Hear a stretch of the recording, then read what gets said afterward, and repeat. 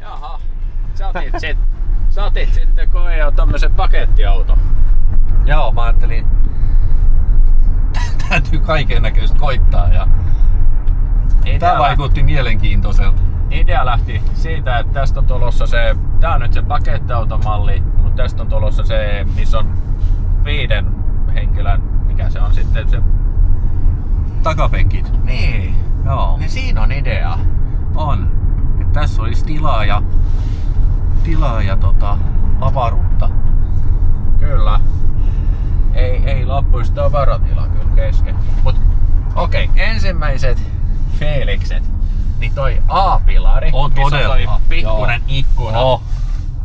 Vaatis totuttelemista ja varsinkin kaupungissa kun ajaa. Tämä Todella vaikea nähdä. on iso, valtava. Jopa hieman pelottaa kun tossa lähti risteyksestä. Näkeeks riittävästi? Sama oli minäkin ensimmäinen. Joo. Sitten ajoasento on pakettiautomainen, mutta penkki on hyvä. Muistaaksä kun pari viikkoa sitten testattiin se? Onko se sul parempi? No tässä on tämä etupuoli niin tukee paremmin. Joo. On, joo. Ja sit se kato, kun tää penkki on ylempää, niin senkin takia tässä istuu kuin keittiön tuolissa.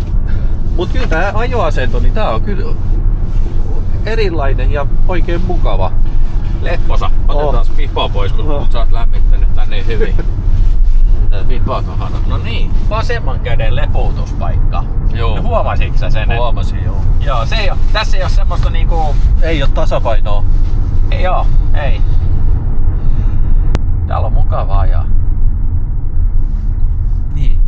Tässäkin muuten toi A-pilari, niin kun et näkee, että tuleeko autoja, niin tää on jännä. Tää vähän saa liikaa nyt roolia toi A-pilari. Niin. Tästä joskus. Mut se on turvallisuusasia, että sä näet. Mulla on nää suojatiejutut, kun ihmiset juoksee skuutit ja pyöräilee, että näkee riittävän hyvin. Tää on tää peruslenkki, mikä heitetään aina pohjalla. Niin jo. Tässä oli tässä autossa niin kaiken näköisiä kameroja, että jos laittaa tosta vilkun päälle, ei toi Mä laitan tää noin. niin sit tonne Niin, tulee tommonen kamera, niin se oli ihan kiva. Totta. Niitä ei osaa hyödyntää tässä ihan alkuvaiheessa. Mä rupesin, tuossa kun tulin, niin rupesin katsomaan, niin se oli ihan kiva. Onks tää etuvetonen? Tää on etuvetonen ja nastarenkaat. Joo. Oliks tää hiljainen?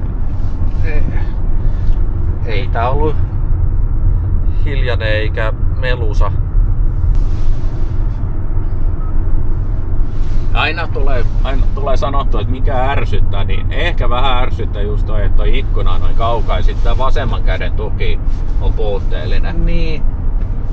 Mut sit taas mikä yllättää, niin on tää penkki ja ajamisen leppoisuus. Mut huomaatko sä tässä jousituksessa, että kyllä tässä huomaa, että ajetaan pakettiautolla. Se on vaan sen Ajelet tossa, niin. Tiedätkö sä, se niinku bom bom. Mut ei se silleen niinku mikä mahdot. Ei. Keli on aika kivan talvinen ja nyt löytyisi rahtimiehen asentokin. Ei, mä löysin asennon. Eli jalka tuodaan vähän tähän lähemmäs. Tää toinen käsi nojamaan siihen. Näin. No niin, asento löytys. Tää ohjaa muuten itsestään. Niin ohjaa, joo. Sitä ei tarvitse ohjata se. Tää menee ihan kaistojen välissä. Joo. Näin. Aika hienosti. Et alkaa olemaan kaikkea kivaa varustetta tämmöisessä pakettiautoluokassa. Kun miettii, että tonne taakse saa tosi mukavasti 3 isoa miestä istumaan sitten, kun tässä tulee se henkilöautomalli. Plus kaikkien tavarat, niin on tässä arvoa. Siis käyttöarvoa. Ja suhteessa hintaa.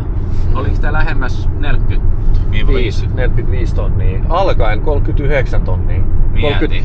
Alle 40 tonnia. Onko se missä on ne takapenkit? Joo. Joo. Ja pienempi akku ja pienempi teho. Joo. Nyt Mennään tonne noin ja katsotaan millainen.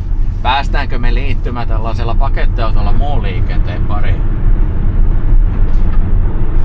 Tämähän on niinku varsinaisesti urheiluauto pakettiautoluokassa.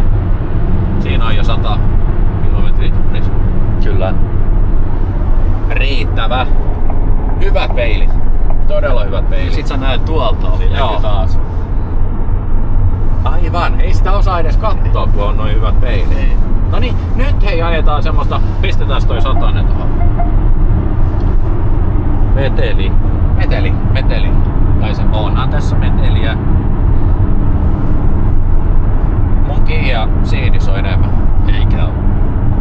Todella.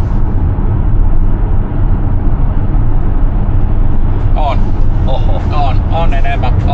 Ei siitä pääse mihinkään. Toki tässä on vielä, ja tässä on vielä nastareita. Nasta. Joo. Ne ei tässä nopeudessa muuten kuulu. Ei tää mikä maailman hiljaisin on. Ei liiankaan paha. Niin. Peidit on tosiaan hyvät.